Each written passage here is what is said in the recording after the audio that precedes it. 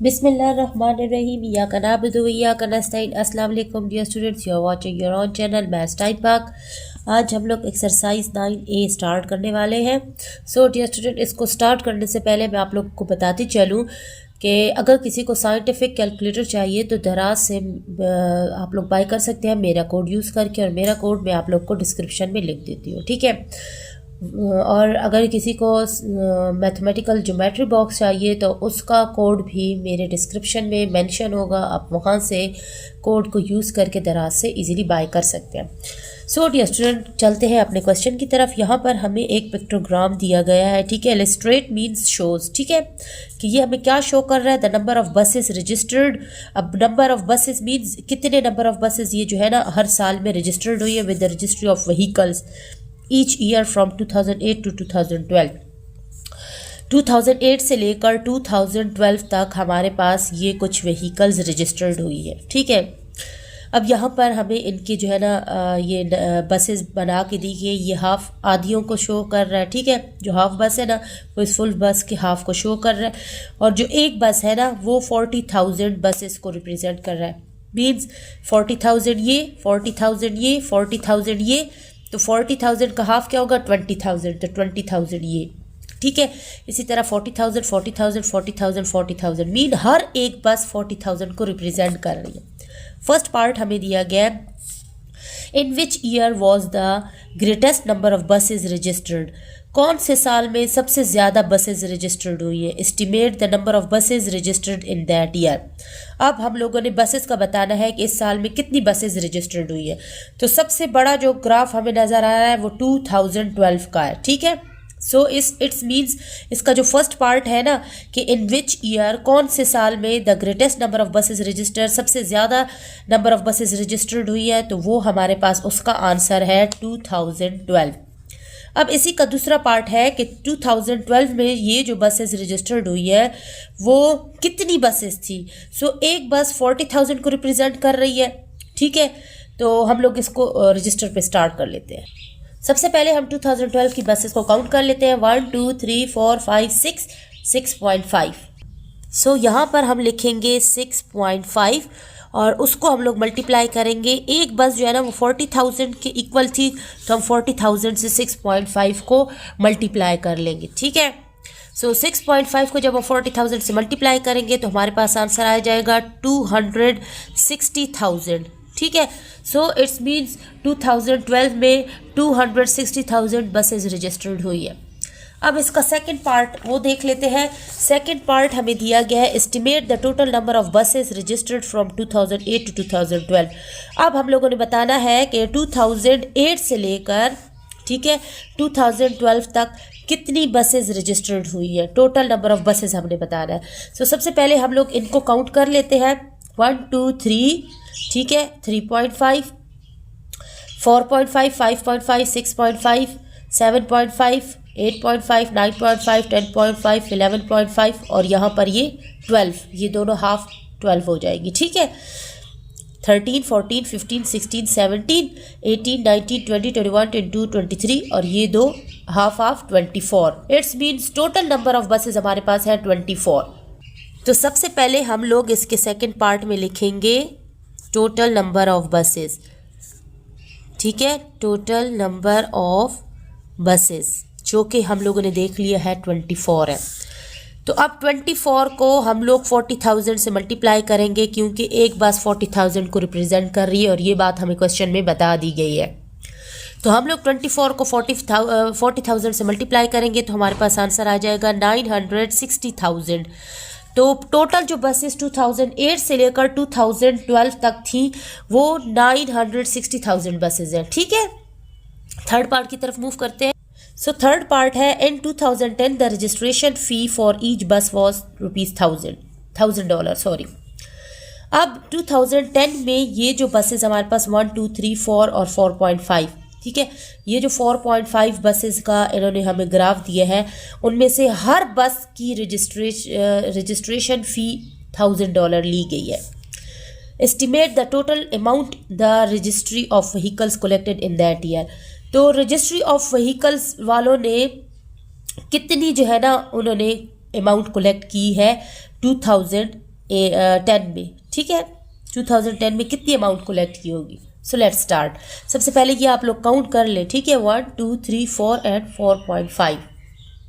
तो सबसे पहले हम लोग यहाँ पर थर्ड पार्ट में लिखेंगे इन 2010, ठीक है। अब बसेस कितनी थी हमारे पास, 4.5।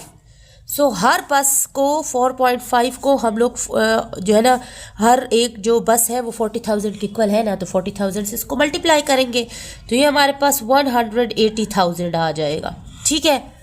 अब ये हमारे पास टोटल बसेस आ गई हैं। अब हर बस का उन्होंने 1000 जो है ना डॉलर रजिस्ट्रेशन फ़ी थी। यहाँ पर हम लिख लेते हैं registration fee is equal to $1000, ठीक है। अब इन बसेस को हम लोग $1000 से मल्टीप्लाई कर देते हैं, क्योंकि पहले हमें ये 4.5 ये नहीं पता था कि ये टोटल बसेस कितनी है। ये तो ग्राफ में 4.5 दिया ना, और जो एक बस शो कर रही है वो 40,000 को शो कर रही है। तो 4.5 जो बसेस हैं वो कितने के बराबर होंगे, 40,000 के साथ मल्टीप्लाई करेंगे 1,80,000 हमारे पास आ गई, या 180,000, ठीक है। अब हम लोग 180,000 को 1000 से मल्टीप्लाई कर देंगे, ठीक है, ताकि हमें पता चले कि हर बस की अगर $1000 इन्होंने ली है हर बस वाले से उसकी रजिस्ट्रेशन फ़ी, तो उनके पास ख़ुद कितने अमाउंट जो है ना 2010 में इकट्ठी हुई है। तो इसके 3 ज़ीरोज़ भी इसके साथ लग जाएंगे, ठीक है। तो ये हमारे पास आंसर आ जाएगा। नेक्स्ट पार्ट की तरफ मूव करते हैं। नेक्स्ट पार्ट है fourth, estimate the percentage increase in the number of buses registered from 2011 to 2012। 2011 से 2012 में जो परसेंटेज में इंक्रीज आया है ना, ज़्यादा हुआ है, मीन 2011 में थोड़ा कम था और 2012 में ज़्यादा है, तो वो इंक्रीज परसेंटेज में कितना ज़्यादा है। So let's start.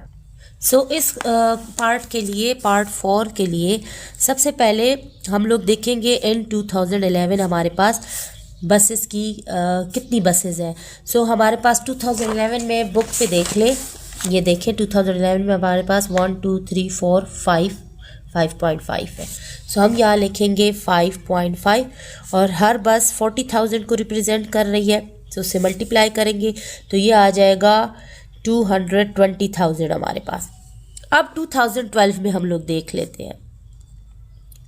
सो 2012, सो अब 2012 में काउंट कीजिए 1 2 3 4 5 6 6.5, तो यहाँ हम लिखेंगे 6.5 मल्टीप्लाई बाय 40,000, ठीक है। अब इसको जब मल्टीप्लाई करेंगे तो ये हमारे पास आ जाएगा 260,000, ठीक हो गया डियर स्टूडेंट। अब हम लोग देखेंगे कि 2011 से 2012 में इंक्रीज़ कितना आया है, ठीक है। सो इंक्रीज़ फाइंड करेंगे हम लोग, ठीक है। सो इंक्रीज़ में हम लोग 260,000 में से माइनस कर देंगे 220,000, तो ये हमारे पास 40,000 आ जाएगा, ठीक है। 40,000 का इंक्रीज़ आया है हमारे पास 2011 से 2012 में। अब हम लोग इसका जो इंक्रीज़ है ना उसकी परसेंटेज देखेंगे, ठीक है, कि ये परसेंटेज में ये कितना इंक्रीज़ आया है, ठीक है। वैसे तो हमें पता है कि 40,000 का इंक्रीज़ आया है, लेकिन 40,000 परसेंटेज में कितना होगा, ठीक है। तो सबसे पहले ये हमारा जो इंक्रीज़ है उसको हम लोग लिखेंगे, ये हो गया 40,000, ठीक है। और अब ओरिजिनल वैल्यू मींस जो 2011 में जो वैल्यू थी, ठीक है, वो तो 2012 में बढ़ गई है ना, तो 2011 में ओरिजिनल वैल्यू कितनी थी, तो ये हमारे पास है 220,000, ठीक है, और मल्टीप्लाई बाय 100%। ये इसके परसेंटेज इस तरह हम लोग फाइंड करेंगे, क्योंकि इंक्रीज़ को डिवाइड करेंगे ओरिजिनल वैल्यू से, उसको मल्टीप्लाई करेंगे 100 से। अब इसके 4 ज़ीरोज़ इसके 4 ज़ीरो से कैंसिल हो जाएंगे, ठीक है। अब ये 400 से मल्टीप्लाई हो जाएगा तो 400 हो जाएगा और नीचे रह जाएगा 22, ठीक है। अब इसको हम लोग डिवाइड कर लेते हैं 400 को 22 पे, तो हमारे पास 18.18% बहुत ईजिली आ जाएगा, ठीक है। तो यहाँ पर हमारा इस क्वेश्चन नंबर 1 का डी एंड होता है। क्वेश्चन नंबर 2 को स्टार्ट करते हैं। So dear student, question number 2 में हमें टेबल दिया गया है। The table shows the number of students who play volleyball, basketball and tennis respectively. अब इस टेबल में हमें वॉलीबॉल, बास्केटबॉल और टेनिस स्पोर्ट्स है, और नंबर ऑफ स्टूडेंट्स हमारे पास वॉलीबॉल में 40 है, बास्केटबॉल में 60 है और टेनिस में 50 है। सो फर्स्ट पार्ट में है कंप्लीट द पेक्टोग्राम। अब हम लोगों ने इस पेक्टोग्राम को कंप्लीट करना है। Students who play volleyball, basketball और टेनिस। अब ईच सर्कल रिप्रेजेंट 10 स्टूडेंट्स। एक एक सर्कल जो है ना ये 10 स्टूडेंट्स को रिप्रेजेंट कर रहा है। सो वॉलीबॉल में फिर हम कितना बनाएंगे, तो अगर ये 10 तो दूसरा बनाएंगे 20 का, तीसरा बनाएंगे 30 का और चौथा बनाएंगे 40 का। तो इस तरह 4 सर्कल्स रिप्रेजेंट करेगा वॉलीबॉल को। बास्केटबॉल के लिए 10, क्योंकि यहाँ पर बास्केटबॉल 60 है तो 10, 20, 30, 40, 50, 60, तो हम 6 बॉल्स बनाएंगे, ठीक है, 6 सर्कल्स। तो ये बास्केटबॉल को रिप्रेजेंट करेगा। टेनिस 50 है तो वो 10, 20, 30, 40, 50, इस तरह टेनिस के लिए हम 5 सर्कल्स लगाएंगे तो ये टेनिस को रिप्रेजेंट करेगा। अब इसका सेकंड पार्ट हमारे पास है find the ratio of the number of students who play volleyball to the number of students who play tennis. अब हम लोगों ने रेशियो बतानी है वॉलीबॉल और टेनिस के स्टूडेंट्स के दरमियान। सो वॉलीबॉल हमारे पास 40 है और टेनिस हमारे पास 50 है। सो इनका रेशियो ले लेते हैं। सो यहाँ पर हम लिखेंगे सबसे पहले वॉलीबॉल, ठीक है, रेशो टेनिस। अब वॉलीबॉल में हमारे पास कितने स्टूडेंट्स थे 40 और टेनिस में हमारे पास थे 50। अब 0 0 से कट जाएगा तो रेशो रह जाएगी 4:5। ठीक हो गया, वॉलीबॉल और टेनिस की रेशो 4:5 है। नेक्स्ट पार्ट की तरफ मूव करते हैं। So dear student, third part है find the number of students who play tennis as a percentage of that who play basketball. अब हमने इसमें एक्सप्रेस का मतलब है फाइंड, ठीक है। हमने क्या फाइंड करना है, हमने टेनिस और फुटबॉल बास्केटबॉल के स्टूडेंट्स की परसेंटेज फाइंड करनी है, ठीक है। सो इसके थर्ड पार्ट के लिए डियर स्टूडेंट हम लोग लिखेंगे टेनिस। सो टेनिस हमारे पास 50 था, ठीक है, और लिखेंगे बास्केटबॉल। सो बास्केटबॉल हमारे पास 60 था। अब परसेंटेज के लिए हम लोगों ने क्या करना है, परसेंटेज इनकी फाइंड करने के लिए हम लोग टेनिस को डिवाइड करेंगे बास्केटबॉल के साथ, ठीक है, क्योंकि इसकी परसेंटेज हमें टेनिस की बास्केटबॉल के साथ चाहिए और इसको मल्टीप्लाई कर देंगे 100% से। अब टेनिस हमारे पास 50 है, बास्केटबॉल हमारे पास 60 है, मल्टीप्लाई कर दिया 100% से, ठीक है।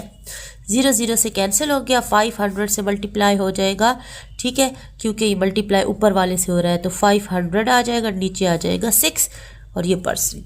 अब 500 को 6 में हम लोग डिवाइड कर देंगे, बहुत ईजिली हमारे पास आंसर आ जाएगा 33.3%। Now dear student, question number 3 हमारे पास है the table shows the number of copies of a newspaper distributed to households in each year from 2008 to 2012। अब 2008 से लेकर 2012 तक की हम लोगों को बताई गई है कि न्यूज़पेपर की कितनी कॉपीज़ डिस्ट्रीब्यूट हुई है। सो 2008 में 250 कॉपीज़ डिस्ट्रीब्यूट हुई है, 2009 में 275, 2010 में 290, 2011 में 315, 2012 में 280 कॉपीज़ डिस्ट्रीब्यूट हुई है। अब हमने करना क्या है, use a bar graph to illustrate the above information. अब इस तरह के ग्राफ को बार ग्राफ बोला जाता है और हम लोगों ने ये बार ग्राफ इस इंफॉर्मेशन का बनाना है, ठीक है।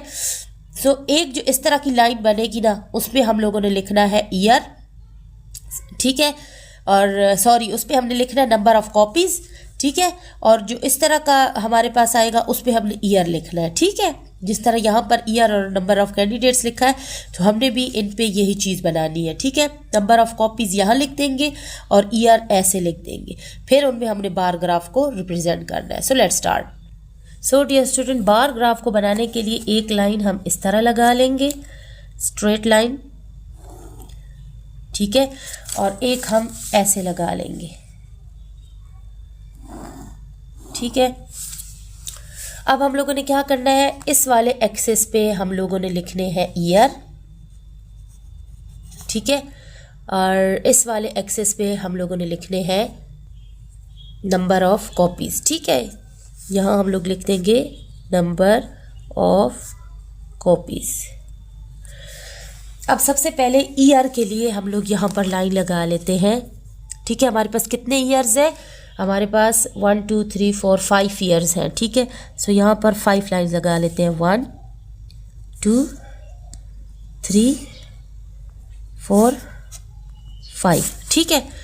अब इन पे हम लोग ईयर लिख लेते हैं। सबसे पहले हमारे पास है 2008, फिर है हमारे पास 2009, 2010, 2011, 2012। ठीक हो गया। अब जो नंबर ऑफ़ कॉपीज़ हम लोगों ने लगानी है, ये आप लोग इधर भी लिख सकते हैं, इसको इधर लिख सकते हैं, तो फिर ग्राफ ऐसे बनेगा। लेकिन अगर ईयर को आप यहाँ लिखेंगे और नंबर ऑफ़ कॉपीज़ को यहाँ तक, ग्राफ आपका ऐसे बनेगा। सिर्फ उसी तरह के ब्लॉक्स आप लोगों ने बनाने, ठीक है। सो नंबर ऑफ़ कॉपीज़ के लिए हम लोग यहाँ से 0 से स्टार्ट लेंगे, ठीक है। ये 0 हो गया। अब हम लोग इसी तरह थोड़े थोड़े फासले से जितनी हम लोगों को अमाउंट दी गई होती है उसको देख के उसके बराबर हम लोग यहाँ पर नंबर डालते हैं, ठीक है। यहाँ पर हम 50s की जंप भी लगा सकते हैं, 100 की भी, 1000 की भी, ठीक है, 500 की भी। जितनी आप लोगों के नंबर में स्पेस होगा उतनी की आप लोग यहाँ पर उन नंबर्स को लिख सकते हैं। तो हम 50-50 की जंपिंग की बना लेते हैं। तो यहाँ पर हम लोग 50 लिख देते हैं, ठीक है। यहाँ हम लोग 100 लिख देते हैं, यहाँ हम लोग 150, यहाँ 200, 250, 300, ठीक है, और यहाँ 350, ठीक है, इस वाली जगह पे। सो इस तरह हमारा जो सबसे बड़ा नंबर है वो हमारे पास है 315, तो हम 350 तक ही लिख देंगे। अब हम लोगों ने ग्राफ बनाना है। 2008 में हमारे पास 250 कॉपीज़ डिस्ट्रीब्यूट हुई हैं, तो 250 ये रहा, ठीक है, और 2008 ये रहा। सो आप लोग देख लें ये कहाँ तक बन रहा है, यहाँ तक। तो आप लोगों ने यहीं पर इसका ग्राफ ऐसे शेप में, या स्केल उठा लें, स्ट्रेट लाइन लगा लेते हैं, ऐसे बना लेना है, ठीक है। आप लोग इसको शेड भी कर सकते हो। तो ये हमारे पास 2008 का ग्राफ आ चुके हैं। अब 2009 में 275 कॉपीज़ डिस्ट्रीब्यूट हुई है। तो 275 कहाँ बनेगा, ये देखें, 250 और 300 के दरमियान में हमारे पास 275 आएगा, बीच में भी नहीं, थोड़ा सा 300 के करीब। तो हम लोग यहाँ पर बना लेंगे, ठीक है। और ये 2009 यहाँ पर है, तो हम लोगों ने यहाँ इसके करीब नहीं बल्कि यहाँ आके थोड़ा सा इससे 300 से नीचे आके बनाना है हमने, ठीक है। सो यहाँ पर हम इसका ग्राफ बना लेते हैं, एक ऐसे लाइन, एक ऐसे लाइन, ठीक है, और इसको ऐसे, और इसको शेड कर लेंगे। तो ये हमारे पास 2009 आ जाएगा। अब हम लोगों ने बनाना है 2010 का, उसमें 290 कॉपीज़ सोल्ड आउट हुई हैं। तो 290 हमारा देखें 300 से पहले आ रहा है, तो मीन्स इससे थोड़ा सा और ऊंचा हम लोग यहाँ तक बना लेंगे, ठीक है। और 2010 का यहाँ नीचे से, तो यहाँ से लेंगे और जो अभी ग्राफ बनाया ना उससे थोड़ा सा ऊंचा लेंगे, लेकिन इस लाइन को टच नहीं होना चाहिए क्योंकि वो 300 की लाइन है। सो इस तरह का ग्राफ हम लोग बना लेंगे और इस पार्ट को हम लोग शेड कर लेंगे। अब हम लोगों ने 2011 का बनाना है ग्राफ, ठीक है, बार ग्राफ 315 पे। सो 300 से ज़्यादा थोड़ा सा, तो हम लोग यहाँ तक बना लेंगे, ठीक है। सो इस तरह आप लोग एक लाइन लगाएंगे, इस तरह दूसरी लाइन लगाएंगे, दोनों को ज्वाइन कर लेंगे, तो ये हमारा 315 आ गया है। अब 2012 पे 280 है हमारे पास। सो 280 हमारा जो है ना 250 और 300 मीन्स ये जो हम लोगों ने 290 का ग्राफ बनाया है ना, इस 290 से थोड़ा सा एक नंबर पीछे और 270 से एक नंबर ऊंचा, तो हम लोग यहाँ पर बना लेते हैं, ठीक है। इसको देखते हुए ये ऐसे, ठीक हो गया डियर स्टूडेंट। इस तरह हमारा इसको शेड कर लेंगे और ये बार ग्राफ कंप्लीट हो गया। उम्मीद करती हूँ आप लोगों को क्वेश्चन नंबर 3 की समझ आ गई होगी। Now dear student, question number 4 है study the table and bar graph. हम लोगों ने इस टेबल को भी पढ़ना है और इस बार ग्राफ को भी देखना है। सो यहाँ पर हमें class 1A, class 1B, class 1C, class 1D और क्लास 1E दिया हुआ है, ठीक है। और यहाँ पर number of students who score a distinction in mathematics and number of students who score a distinction in science. Maths और साइंस में जिन्होंने स्कोर किया है वो हमारे पास क्लासेस हैं, और ये मैथ्स के स्टूडेंट्स और ये साइंस के। इस क्लास में से मैथ्स में इतने स्टूडेंट्स को मिला है, इसमें से इतने को, ठीक है, और साइंस में इतने इतने को, इन्हीं क्लासेस के स्टूडेंट्स को, ठीक है। सो अब ये और ये जो है ना, इस जगह पे हमारे पास कुछ भी गिवन नहीं है। अब ये चीज़ें हमने कैसे फिल करनी है, हमने इस बार ग्राफ को देख के फिल करनी है, ठीक है। बार ग्राफ को हम लोग कैसे रीड आउट करेंगे, सो यहाँ देखें डियर स्टूडेंट, मैं आप लोग के लिए इसको जूम कर लेती हूँ, ठीक है, ये रहा। अब आप लोग इसको बहुत इजीली देख सकते हैं। यहाँ पर हमारे पास है नंबर ऑफ स्टूडेंट्स और ये हमारे पास class 1A 1B 1C 1D 1E, ठीक है। अब यहाँ पर हमारे पास जो 1B है ना, ये देखें आप, 1B क्लास 1B, उसका साइंस के जो स्टूडेंट है ना, उसका हमारे पास नहीं है। तो यहाँ पर इस ग्राफ में हम देखेंगे 1B का साइंस। अब ये जो ब्लू है ना वो मैथमेटिक्स को शो कर रहा है और जो पर्पल है वो साइंस को शो कर रहा है, ठीक है। सो हमारे पास साइंस नहीं है, तो 1B में साइंस को देखें कितना है, तो 10 और 15 मीन्स इसके दरमियान में 5 लाइंस का डिफरेंस है, 1 2 3 4 5 मीन्स ये हर एक 1 1 को रिप्रेजेंट कर रही है इस तरह, ठीक है। ये एक एक 1 1 को रिप्रेजेंट कर रही है, मीन्स ये 10 है, 11 12 13 14 और ये 15। सो ये कहाँ तक जा रहा है हमारा, ये यहाँ पर आ रहा है, ठीक है, इस लाइन पर। तो ये 10 11 12 13, तो ये 13 है, तो यहाँ पर भी इसमें हम लोगों ने 13 लिख देना है कि, ठीक है डियर स्टूडेंट। 1B में 13 ने डिस्टिंक्शन मिली है उसको साइंस में। अब दूसरा हमारे पास है 1D के साइंस के स्टूडेंट। सो इस ग्राफ को देखें, 1D में साइंस के स्टूडेंट कितने हैं, तो ये देखें 15 से एक ऊपर, तो ये हमारे पास 16 होगा, 15 से एक ज़्यादा, क्योंकि हर लाइन 1 को रिप्रेजेंट करी, तो यहाँ 16 लिखेंगे। अब जूम हटा देते हैं। अब देखें डियर स्टूडेंट, हमारे पास ये ग्राफ कंप्लीट हो चुका है। अब हमारे पास ये जो ये हमारे पास टेबल था, ये कंप्लीट हो गया। अब हमने बार ग्राफ को कंप्लीट करना है। बार ग्राफ में 1C हमारे पास नहीं है, ठीक है। सो 1C के मैथ्स में हमने 16 बनाने हैं। सो ब्लू वाला हमारा मैथ्स का होना चाहिए, तो 16 हमारा कहाँ बनेगा, ये 15 से एक ऊपर, ठीक है, 15 से एक ऊपर हमारा बनेगा मैथ्स का, ठीक है।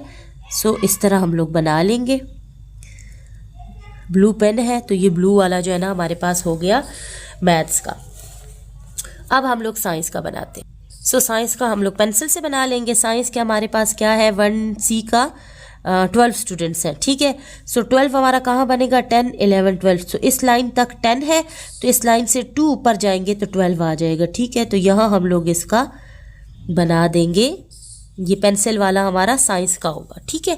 सो इस तरह हमारा बार ग्राफ भी कंप्लीट हो गया और टेबल भी कंप्लीट हो गया। अब इसके क्वेश्चंस की तरफ मूव करते हैं। पार्ट 1 है, part A complete the table and the bar graph, जो कि हमने कंप्लीट कर लिए।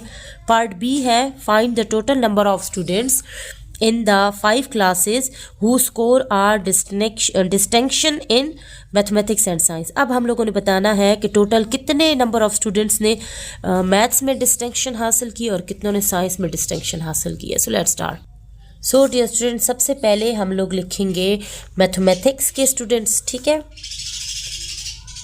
मैथमेटिक्स। तो वो हमारे पास कितने हैं, पहले में हमारे पास ये देखें, इनको लिखना है, ऐसा ना हो कि आप लोग फिर कमेंट्स में पूछते रहें कि कौन से हैं। सो मैथमेटिक्स में 9 10 11 16 12 और 20 इनको ऐड करना है, और साइंस में 8 13 12 16 और 15 को ऐड करना है। तो ये पता चल जाएगा टोटल कितने स्टूडेंट्स ने मैथ्स में डिस्टिंक्शन हासिल की और कितनों ने साइंस में। सो मैथमेटिक्स में सबसे पहले हमारे पास है 9, फिर है 11, फिर है 16, फिर है 12 और फिर है 20, और इन सब को हम टोटल प्लस कर देते हैं तो ये 68 आ जाते हैं। अब साइंस वालों को ऐड कर लेते हैं। सो साइंस में सबसे पहले है 8 + 13 + 12 + 16 + 15, इनको हम ऐड करेंगे तो ये हो जाएगा 64। सो ये first part complete, B part complete होता है। सी पार्ट की तरफ मूव करते हैं। So dear student, C part में एक्सप्रेस, और एक्सप्रेस का मतलब है फाइंड करें। The number of students who score are distinction in mathematics in class 1D as a percentage of the total number of students who score are distinction in mathematics in 5 classes, ठीक है। अब हम लोगों ने total number of students जिन्होंने class 1D में mathematics में distinction हासिल की है उनकी परसेंटेज देखनी है टोटल नंबर ऑफ स्टूडेंट्स में जिन्होंने क्लास 5 में मैथ्स में जो है ना डिस्टिंक्शन हासिल की है, 5 क्लासेस में, ठीक है। क्लास 5 में नहीं, 5 क्लासेस में मैथ्स में जिनका हाई स्कोर है, ठीक है। और सिर्फ 1D के साथ इनकी परसेंटेज देखनी है, मींस 1D वालों ने कितने नंबर हासिल किए हैं वो भी मैथ्स वालों का सिर्फ देखेंगे, ठीक है। टेबल को देख लें आप। ये 1D में मैथ्स में हमारे पास 12 है, ठीक है। उसको हम लोगों ने टोटल जो इन 5 क्लासेस में स्टूडेंट्स हैं उसके साथ इसकी परसेंटेज देखनी है। So let's start. सो इस पार्ट के लिए, पार्ट सी के लिए हम लोग सबसे पहले लिखेंगे क्लास कौन सी है, क्लास 1D। उसमें कितने स्टूडेंट्स हैं, 12, ठीक है। और टोटल स्टूडेंट्स कितने हैं जिन्होंने मैथ्स में डिस्टिंक्शन हासिल किया, टोटल स्टूडेंट्स हमारे पास 68 है, ठीक है। ये देखिए हम लोगों ने यहाँ पर मैथ्स के टोटल स्टूडेंट्स ऐड कर लिए थे, तो ये हमारे पास 68 हुए। अच्छा, अब हम लोगों ने क्या करना है, इसकी परसेंटेज देखनी है। यहाँ पर हम लोग लिखेंगे परसेंटेज इज इक्वल टू, अब हम लोगों ने जो क्लास 1D है उनके स्टूडेंट्स को लिखा, फिर टोटल स्टूडेंट्स को लिखा और उसकी परसेंटेज के लिए 100 से इसको परसेंट से मल्टीप्लाई कर दिया। अब 12 को 100 से मल्टीप्लाई करेंगे तो ये हो जाएगा 1200 डिवाइड बाई 68, ठीक है। और जब इसको डिवाइड कर लेंगे तो 17.64% हमारे पास बहुत ईजिली इसकी परसेंटेज आएगी। अब डी पार्ट की तरफ मूव करते हैं। So dear student, D part में हमारे पास है, if there are 40 students in class 1D। अगर 1D जो क्लास है उसमें 40 स्टूडेंट्स हैं, find the percentage of students in the class who score are distinction in science. तो अब साइंस के स्टूडेंट्स जिन्होंने डिस्टिंक्शन हासिल की है उनके साथ इन 40 स्टूडेंट्स की परसेंटेज देखेंगे। सो लेट्स स्टार्ट। सो इस पार्ट के लिए हम लोग सबसे पहले क्लास 1D के जो साइंस के स्टूडेंट्स हैं, ठीक है, उनको देखेंगे। यहाँ पर पहले ये मैथ्स के 12 स्टूडेंट्स थे, ठीक है, ये मैथ्स के थे। और अब हम लोग साइंस के देखेंगे। सो साइंस में हमारे पास 1D में 16 स्टूडेंट्स हैं, ठीक है, साइंस में, ठीक हो गया। अब टोटल स्टूडेंट्स, ठीक है, सो टोटल स्टूडेंट्स हमारे पास हम लोगों ने देख लिए थे कि साइंस में टोटल स्टूडेंट्स हमारे पास, अच्छा ये तो उधर हमने 64 किया था, लेकिन यहाँ पर उन्होंने खुद ही दिया हुआ है कि टोटल स्टूडेंट्स अगर 40 है, ठीक है, 1D में, ये हम लोगों को क्वेश्चन में ही दिया हुआ है कि अगर टोटल स्टूडेंट्स 40 हैं और क्लास 1D में 16 स्टूडेंट्स ने साइंस में डिस्टिंक्शन स्कोर किया है, तो अब हम लोगों ने इसकी परसेंटेज देखनी है, ठीक है। तो हम लोग क्या करेंगे, हम लोगों ने 16 को 40 पे डिवाइड करना है, ठीक है। यहाँ हम लोग परसेंटेज लिख सकते हैं और इसको मल्टीप्लाई करेंगे 100% के साथ, ठीक है। अब इसका 0 0 से कैंसिल हो जाएगा, 16 10 160 डिवाइड बाई 4 हो जाएगा और 160 को 4 पे डिवाइड करेंगे तो 40% आ जाएगा हमारे पास, बहुत ईजी, ठीक हो गया। अब इसके ई पार्ट की तरफ मूव करते हैं। सो डियर स्टूडेंट, ई पार्ट में हमसे पूछा है, is Junwe correct to say that there are 35 students in class 1E? Explain your answer. अब जुनवे ये बता रहा है कि क्या क्लास 1E में टोटल स्टूडेंट्स 35 हैं, तो 20 और 15 को ऐड करें फिर तो 35 बन रहा है। लेकिन ये तो सिर्फ वो स्टूडेंट्स हैं जिन्होंने स्कोर किया है मैथ्स और साइंस में, ठीक है, डिस्टिंक्शन हासिल किया है। तो बाकी तो स्टूडेंट्स अभी है ना क्लास में, उनमें से सिर्फ ये चुने हुए स्टूडेंट्स उन्होंने लिए। तो इट्स मीन्स जुनवे जो है ना वो ठीक नहीं है, गलत बात कर रहा है कि टोटल स्टूडेंट 35 है, बल्कि 35 से ज़्यादा हैं जिनमें से इन स्टूडेंट्स ने स्कोर किया है डिस्टिंक्शन। सो इसके लिए हम लिखेंगे क्या, रीज़न क्या देंगे। सो उसके लिए हम लोग लिखेंगे जिनवी is wrong because table shows the number of students who score distinction in mathematics and science, ठीक है। नाउ क्वेश्चन नंबर 5 को देख लेते हैं। The graph shows the number of candidates who sat for an examination in each year from 2007 to 2012।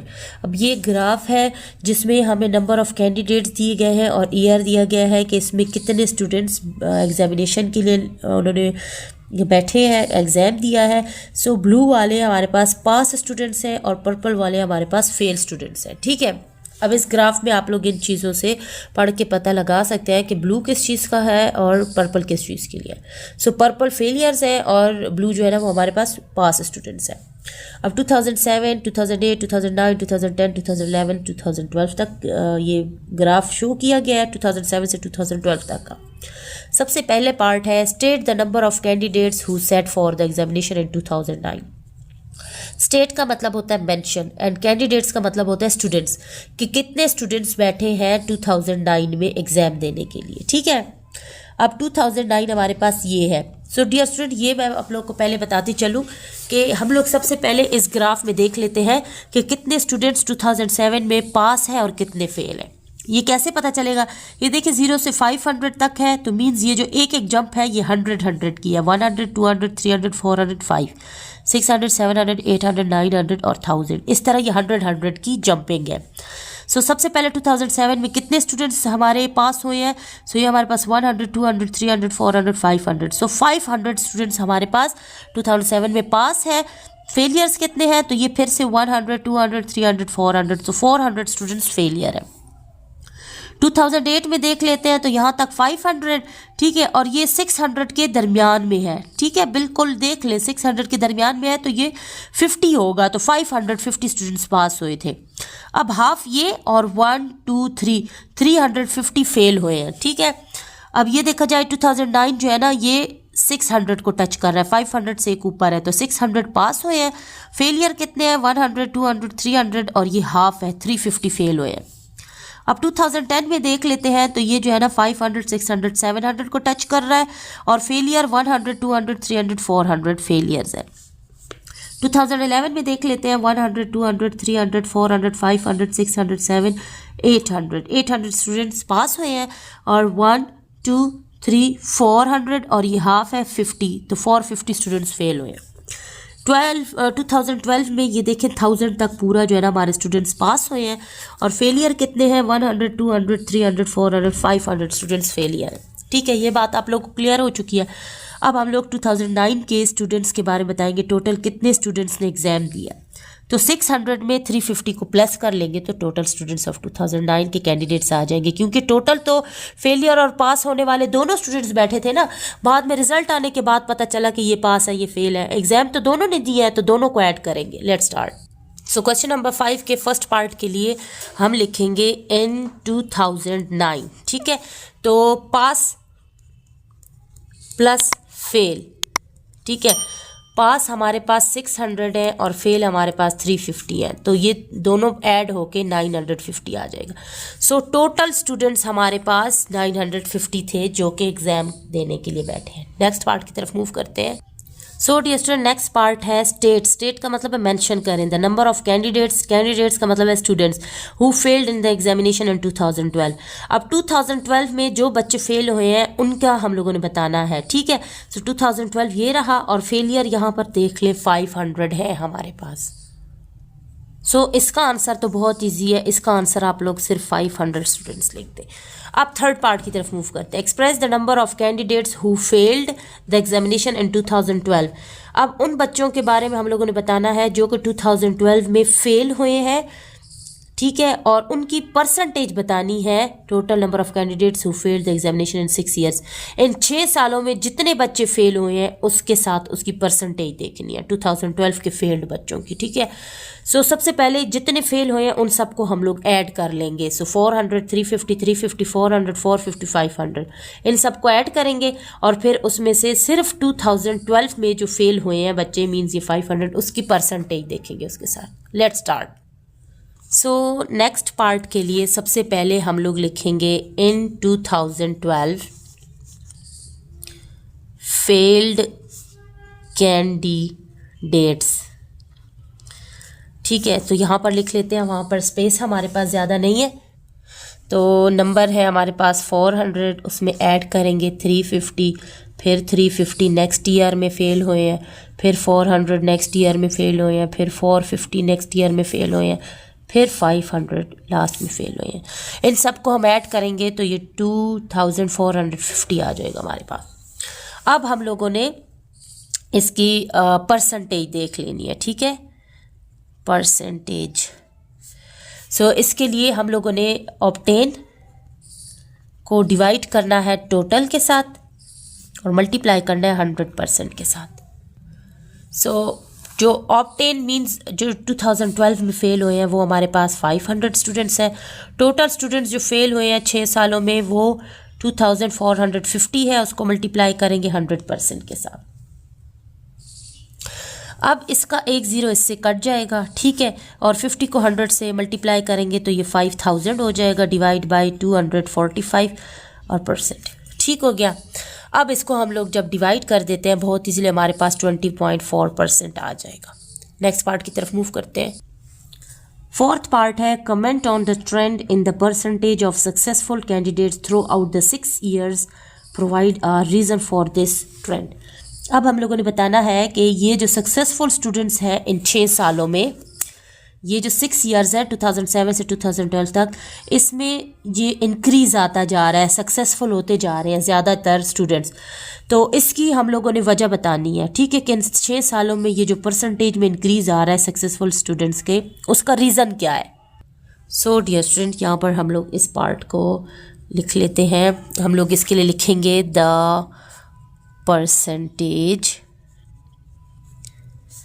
Of successful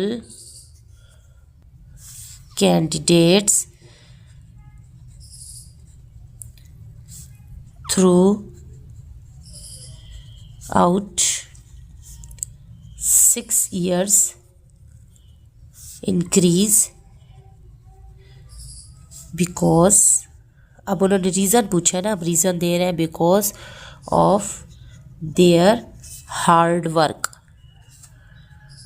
उनकी मेहनत की वजह से। ठीक हो गया। नेक्स्ट क्वेश्चन की तरफ मूव करते हैं। सो क्वेश्चन नंबर 6 को देखा जाए, the bar graph illustrates means कि शो कर रहा है the result of a survey conducted on shops in a housing state. अब ये शॉप्स पे जो है ना हमारा एक ग्राफ, इन्होंने बार ग्राफ दिया हुआ है, ठीक है। अब इन्होंने कोई सर्वे किया, ठीक है।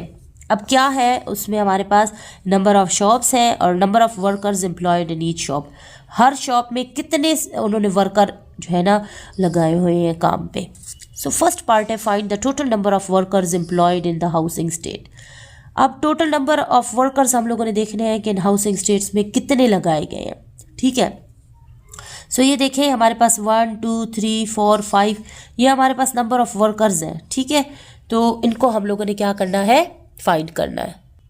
सो यहाँ देखें सबसे पहले हमारे पास कितनी शॉप्स हैं, ये 4 तक ग्राफ पहुँच रहा है, ठीक है। सो 4 शॉप्स में एक एक वर्कर काम कर रहा है, ठीक है।